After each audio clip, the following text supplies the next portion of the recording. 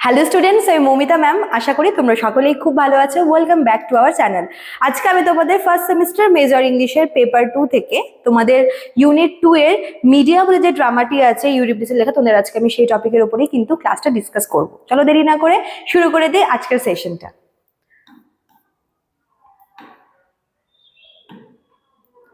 দেখো, মিডিয়া কিন্তু একটা রিভেঞ্জ ট্র্যাজেডি, ঠিক আছে? তো এটা হচ্ছে ভীষণ ফেমাস একটা ড্রামা। The tragedy Medea written by Euripides is set in the city of Corinth and tells the story of love, betrayal and terrible revenge. তো এই করিন্থ হচ্ছে মেন গল্পটার আর কি সেটিংটা। এবং যদি আমরা থিমের ব্যাপারে বলি তাহলে কিন্তু যার মেন থিম হচ্ছে লাভ, বিট্রে আর হচ্ছে রিভেঞ্জ, ঠিক আছে? Medea is a princess from Colchis and the wife of Jason. আমরা কিন্তু গল্পটা পড়ছি একটু ফ্ল্যাশব্যাকে গিয়ে, কারণ মানে গল্পটা শুরু হচ্ছে অ্যাকচুয়ালি মিডিয়ার রিভেঞ্জ দিয়ে, ঠিক আছে? আর আমরা শুরু করছি হচ্ছে একটু ফ্ল্যাশব্যাকে গিয়ে, কারণ নাহলে তোমরা কিন্তু বুঝতে পারবে না। তো প্রথমে মিডিয়ার ব্যাপারে বলি। মিডিয়া হচ্ছে কলকিস বলে একটি জায়গা আছে, সেখানকার প্রিন্সেস, এবং পরে কিন্তু সে জ্যাসন বলে একজনকে বিয়ে করে। In the past, Jason came to Colchis to win the golden flesh. দেখো, এই কলকিস বলে যে জায়গাটা আছে এটা হচ্ছে একটা ম্যাজিক সিটি। মানে এখানকার প্রত্যেকে, মানে এখানে কিং, কুইন, প্রিন্স, প্রিন্সেস, মানে প্রত্যেকেই কিন্তু ম্যাজিক জানে। এবার এই কলকিসের একটা বিশেষ ব্যাপার ছিল, যেটা হচ্ছে ওখানে গোল্ডেন ফ্লিশ বলে একটা জিনিস ছিল, যেটা কিন্তু শুধুমাত্র ওই কলকিস ছাড়া আর অন্য মানে কলকিসের লোক ছাড়া অন্য কেউ কিন্তু সেই গোল্ডেন ফ্লেশটাকে হচ্ছে টাচ করতে পারতো না। জ্যাসন যে আছে, জ্যাসনকে আর কি এটা কন্ডিশন দেওয়া হয়েছিল যে সে হচ্ছে মানে তাকে ওই গোল্ডেন ফ্লিশটাকে হচ্ছে সেখান থেকে উদ্ধার করতে হবে, বা যদি সে নিয়ে আসতে পারে তাহলে জ্যাসনকে তার রাজ্যের কিং করে দেওয়া হবে। তো সেই পারপাস নিয়েই কিন্তু জ্যাসন হচ্ছে কলকিসে আসে, এবং প্রথমে যখন এসে সে হচ্ছে বলে যে হচ্ছে তার গোল্ডেন ফ্লিশ দরকার, সেখানকার কিং মানে মিডিয়ার বাবা কিন্তু রাজি হয় না, ঠিক আছে? কিন্তু এখানে একটা ব্যাপার হয়ে যায় যে মিডিয়া কিন্তু জ্যাসনকে দেখে মিডিয়ার ভীষণ ভালো লাগে। দেখো কি বলেছে, Medea fell in love with him and helped him succeed by using her magical power.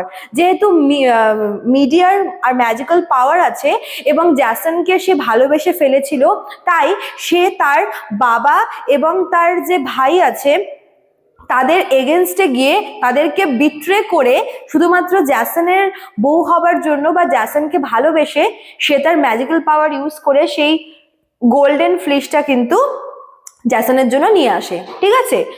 For Jason, she betrayed her father and killed her own brother. এবার যখন মানে সে তার বাবার কথা না শুনে সে শুধুমাত্র জ্যাসনের জন্য কিন্তু ওই এত বড় রিস্কি কাজটা করতে রাজি হয়। তারপর যখন তারা ফিরে আসছিল সেই সময় তাদের পথ আটকায় মিডিয়ার ব্রাদার, কিন্তু মিডিয়া তখন জ্যাসনের প্রেমে এতটাই পাগল ছিল যে সে কিন্তু নিজের হাতে তার ভাইকে মার্ডার করে, ঠিক আছে? তো শুধুমাত্র জ্যাসনের জন্য সে তার বাবাকে বিট্রে করে, সে তার ব্রাদারকে হচ্ছে মার্ডার করে। She left her homeland forever and followed Jason to Greece. Actually Jason হচ্ছে গ্রিসের ছিল, তো সেখান থেকে কলকিসে গেছিল ওই গোল্ডেন ফিশটাকে নেওয়ার জন্য। তো মিডিয়া শুধুমাত্র জ্যাসনের জন্যই কিন্তু তার বাবাকে ছেড়ে তার ভাইকে মেরে সে শুধুমাত্র জ্যাসনের জন্য তার হোমল্যান্ড ছেড়ে গ্রিসে রওনা হয়। Later, they settled in Corinth and had 2 sons. তারপর সেখান থেকে হচ্ছে তারা চলে যায় করিন্থ বলে একটা জায়গাতে, যেখানে তারা হচ্ছে সেটেল হয় এবং সেখানে কিন্তু তাদের 2টো ছেলে সন্তান হয়, ঠিক আছে? এতদূর অবধি সব ঠিক ছিল। মেন টুইস্টটা তখন হয় যখন করিন্থে গিয়ে জ্যাসনের হাবভাবটা আস্তে আস্তে বদলে যায়। দেখো কি বলেছে,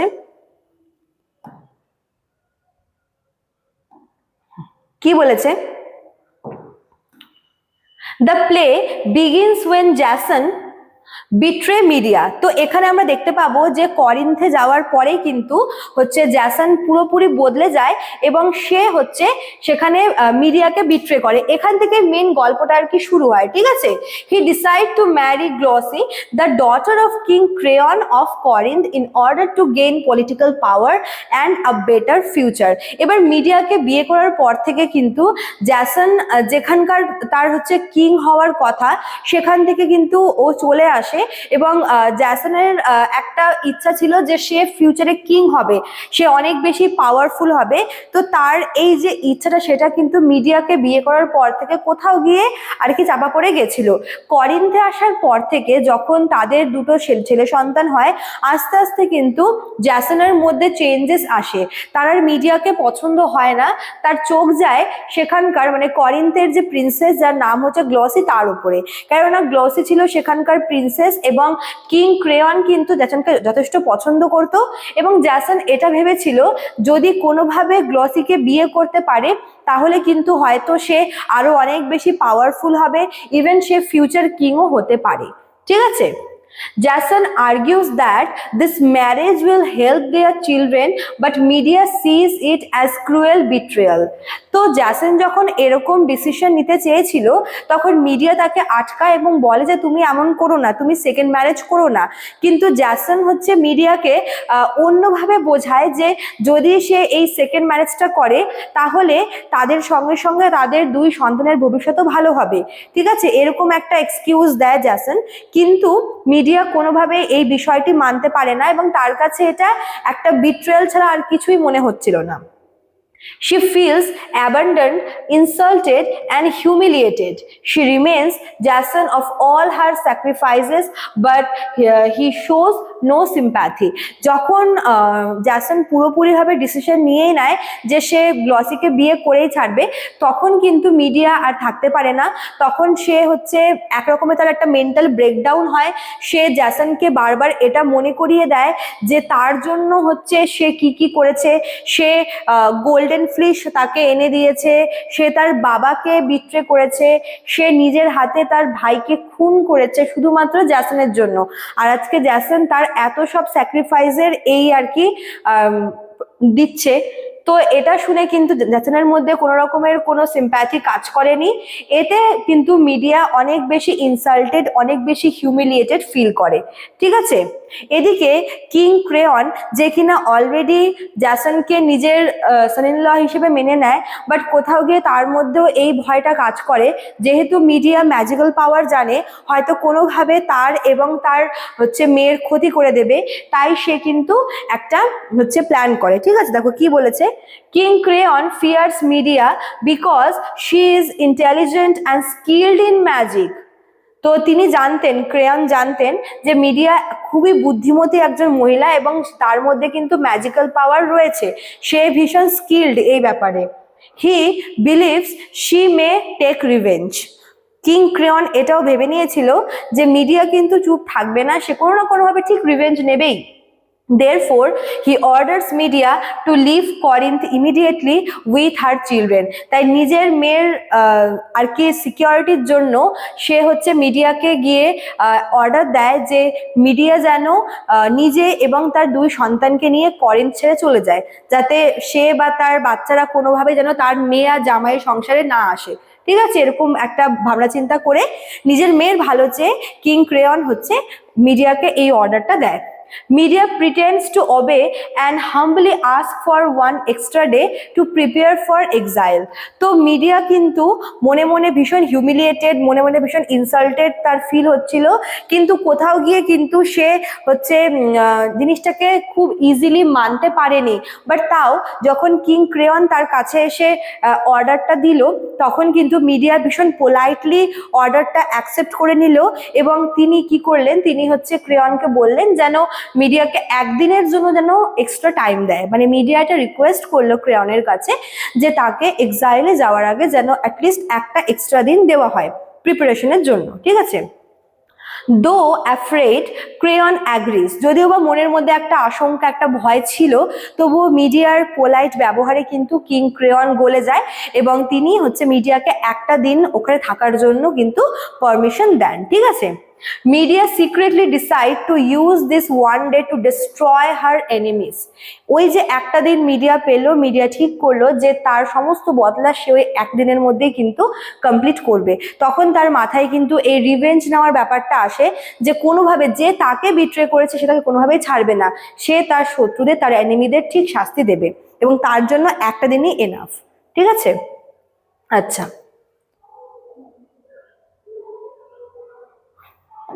তারপর দেখো কি বলেছে, অ্যাট দিস পয়েন্ট এজিয়াস, এটা নিউ ক্যারেক্টারের এখানে এন্ট্রি হলো। Aegeus the king of Athens arrives in Corinth, he is returning from the oracle of Delphi where he has asked for help because he has no children. এবার আমরা এজিয়াসকে দেখবো। Ageas ছিলেন হচ্ছে এথেন্সের king, যিনি কিনা কখনোই, মানে তার এটা ব্যাপার আছে যে তিনি কখনোই হচ্ছে বাবা হতে পারবেন না, ঠিক আছে, কিন্তু বংশ রক্ষা করার জন্য বা সিংহাসন রক্ষা করার জন্য কিন্তু তার একটা ছেলে সন্তান দরকার ছিল। সেই জন্য তিনি গেছিলেন কোথায়, ডেলফির অরিকলের কাছে, এবং অরিকলের কাছে গিয়ে কিন্তু হচ্ছে মানে কোনো সন্তান হওয়ার চান্স আছে নাকি বা এর কোনো উপায় আছে নাকি এই ব্যাপারটা শুনতে গেছিলেন অরিকলের কাছে, ঠিক আছে। Media welcomes Ageas and tells him about her suffering and exile. তো ডেলফি অরিকল থেকে ফেরার পথে কিন্তু মানে এথেন্সে যাওয়ার মাঝখানে করিন্থ জায়গাটা পড়ে, সেখানে হচ্ছে কিং এজিয়াস আসে এবং এজিয়াসের সাথে কিন্তু মিডিয়ার দেখা হয়। সেখানে তাদের মধ্যে একটা কথা হয় এবং মিডিয়া এজিয়াসকে ওয়ার্মলি ওয়েলকাম করে এবং তার সমস্ত দুঃখ কষ্ট তিনি এজিয়াসের কাছে কিন্তু শেয়ার করেন। She promises to help him have children using her magic if he agrees to give her shelter in Athens after her revenge। তখন কিন্তু মিডিয়ার মাথায় অন্য কিছু চিন্তা ছিল।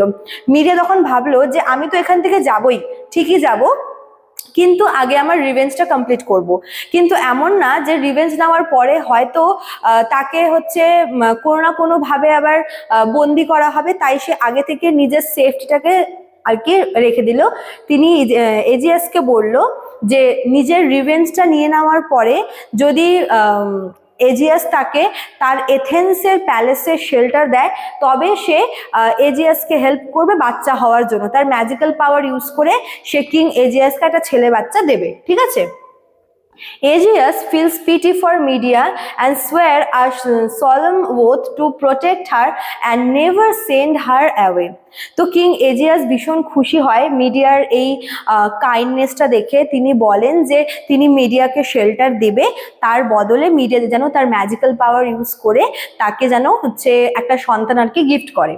This promise gives media confidence and security. এটা শুনে মিডিয়ার মনে কনফিডেন্ট আর কি চলে আসে এবং সে ভীষণ কনফিডেন্ট হয়ে পড়ে এবং তার একটা ব্যাপার থাকে যে এইবার হয়তো সে খুব ভালো করে তার রিভেঞ্জটা কমপ্লিট করতে পারবে।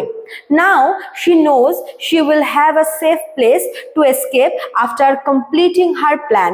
কারণ নিজের বাবার বাড়ি থেকে, শ্বশুর বাড়ি থেকে চলে আসার পরে কিন্তু মিডিয়ার আর কোনো জায়গা ছিল না। যদি সে তার রিভেঞ্জটা কমপ্লিট করে তারপরে কিন্তু সে করিন্থে থাকতে পারবে না, তখন তাকে একটা সেফ প্লেসে যেতে হবে, আর সেটাই তাকে দেবে হচ্ছে কিং এজিয়াস, ঠিক আছে। এবার সে কিন্তু নিশ্চিন্তে তার রিভেঞ্জটা নিতে পারে। দেখো কি বলেছে, after Aegeus leaves Medea puts her revenge into action. Aegeus চলে যাওয়ার পরে মিডিয়া তার যে রিভেঞ্জটা সেটা সে কিন্তু মানে অ্যাকশনে পরিণত করার চেষ্টা করলো। কি করলো, she pretends to forgive Jason and accept his marriage. সে এমন একটা ভান করলো যে সে জ্যাসনকে ক্ষমা করে দিয়েছে এবং তার সেকেন্ড ম্যারেজটা সে মেনে নিয়েছে এবং সেও ভীষণ খুশি যে জ্যাসন আবার বিয়ে করেছে। She says she only wants a safe future for her children. সে এটাও বলে জ্যাসনকে যে ঠিক আছে তুমি বিয়ে করেছো, ঠিক আছে, আমার সন্তানরা ভালো থাকলেই আমি খুশি, ঠিক আছে। To prove her false goodwill, she sends Glossy a beautiful robe and a golden crown through her son. তো নিজের এই যে খুশিটা বা সে যে বিয়েটা মেনে নিয়েছে এটা প্রুফ করার জন্য কিন্তু মিডিয়া কি করে, গ্লসির জন্য একটা খুব সুন্দর ড্রেস আর একটা ক্রাউন গিফট হিসেবে পাঠায় তার ছেলেদের হাত দিয়ে। দিস গিফটস আর সিক্রেটলি পয়জন।